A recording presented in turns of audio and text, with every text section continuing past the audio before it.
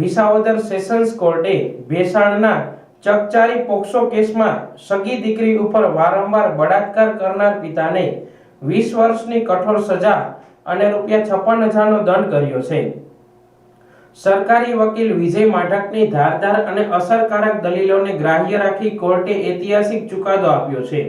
ભેસાણ તાલુકાના એક ગામમાં સગી દીકરી પર તેના જ પિતાએ વારંવાર તેની ઈચ્છા વિરુદ્ધ બળાત્કાર કરી ધમકી આપી ગુનો કર્યો હોવાના આ ગંભીર અને ચકચારી કેસમાં વિસાવદર સેશન્સ કોર્ટે આરોપીને જુદી જુદી કલમો હેઠળ 20 વર્ષની કઠોર સજા તથા ₹56,000નો દંડ ફટકાર્યો છે।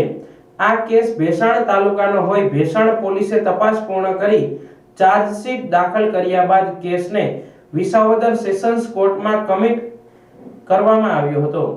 નામદાર કોર્ટ દ્વારા આરોપી પક્ષને પોલીસ પેપરની નકલો આપી કેસની નિયમિત ટ્રાયલ શરૂ કરવામાં આવી હતી।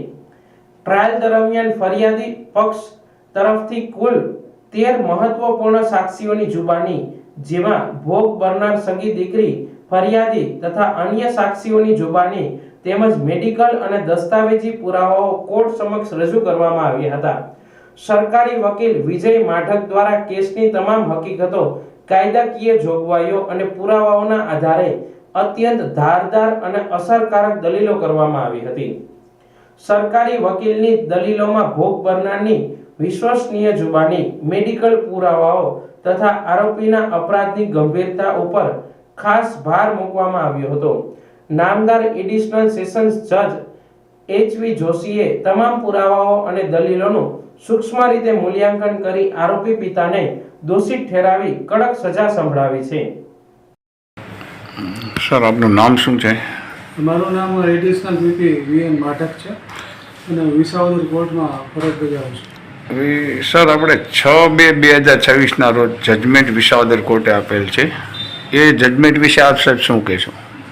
આ એક નામદાર અદાલતે એક સમાજને એક સંદેશો આપ્યો છે એવું કહી શકાય, કારણ કે સમાજમાં નાબાલિગ જે બાળકો છે, નાની ઉંમરના જે બાળકો છે કે જે 18 વર્ષ અને 16 વર્ષથી નીચેના છે, એની સામે જે ગુનાઓનું પ્રમાણ વધતું જાય છે, તો એની સામેનો એક સારો એવો જજમેન્ટ છે।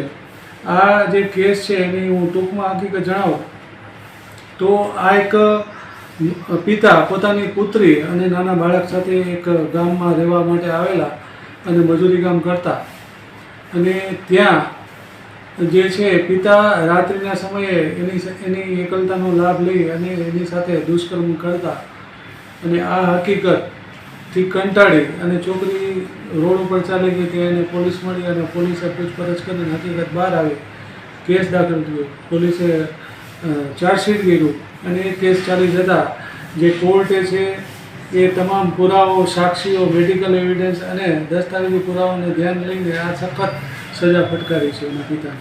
હવે આવા ગુનાઓ રોકવા માટે સમાજને આપ શું સંદેશ આપશો? આ જે ગુના માત્ર કાનૂની બાબત નથી રહી અત્યારે, કે કાનૂની લડત નથી, પરંતુ એ એક સમાજની પણ જવાબદારી છે, માતા પિતાની જવાબદારી છે, શિક્ષકોની છે, અને સમાજમાં લોકોની સુરક્ષા અંગે બાળકોને માતા પિતાએ અને સમાજના લોકોએ જાગૃતિ લાવવાની જરૂર છે। અને ક્યાંય પણ જો કોઈ બાળક સાથે શંકાસ્પદ ગતિવિધિ થતી હોય તો લોકોએ કાં તો એના માતા પિતાને જાણ કરવી જોઈએ અથવા પોલીસને અથવા કોઈ સત્તા અધિકારીને જાણ કરવી જોઈએ। અને બાળકોને પણ સ્કૂલમાં ગુડ ટચ શું કહેવાય, બેડ ટચ શું કહેવાય, એ બાબતે એને સમજ આપવી જોઈએ, એ આજના સમયની જરૂરિયાત છે। અને આ રીતે જો બાળકોમાં જાગૃતતા લઈ આવવામાં આવે અથવા એના સ્કૂલમાં જાગૃતતાના અભિયાનો ચલાવવામાં આવે, અને માતા પિતાએ તો સતત જે આવા જે બાળકો છે નાની ઉંમરના કે જેની બાલ્ય અવસ્થા અને એની સમજશક્તિ ઓછી હોવાના કારણે સતત બીજા કોઈ પણ રીતે લોકોની વાતમાં આવી જાય એની સાથે ભાગી જતા હોય અથવા કોઈ ગુનો કરી એની સાથે જવા સમર્થ થતા હોય તો એ રોકી શકાય એમ છે। આ બાબતમાં મીડિયાનો શું રોલ હોવો જોઈએ?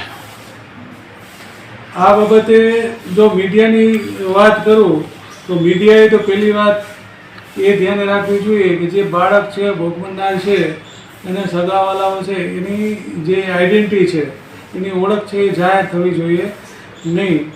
અને બીજી વાત કરું તો સમાજમાં જાગૃતિ ફેલાવવા માટેનો સારામાં સારું જે માધ્યમ હોય અને સમાજમાં સારામાં સારી સેવા જો કરવામાં આવતી હોય તો મીડિયા દ્વારા કરવામાં આવે છે. અને કોઈ પણ કાયદો છે એની સરકાર તો જાગૃતિ ફેલાવે જ છે. કોર્ટ સજા કરી છે ત્યારે લોકોને ખબર પડે છે, પણ એ જ્યારે સજા થાય છે ત્યારે તો સમય જતો રહ્યો હોય છે. પણ ઘણીવાર લોકોને કાયદાનું જ્ઞાન ન હોવાના કારણે ગુનો કરી બેસતા હોય છે. આ જે પોક્સો એક્ટ છે એ એવો ગંભીર પ્રકારની કાયદાની જોગવાઈઓની અંદર છે, સજાના પ્રાવધાનો છે કે લોકો એનાથી જાગૃત નથી.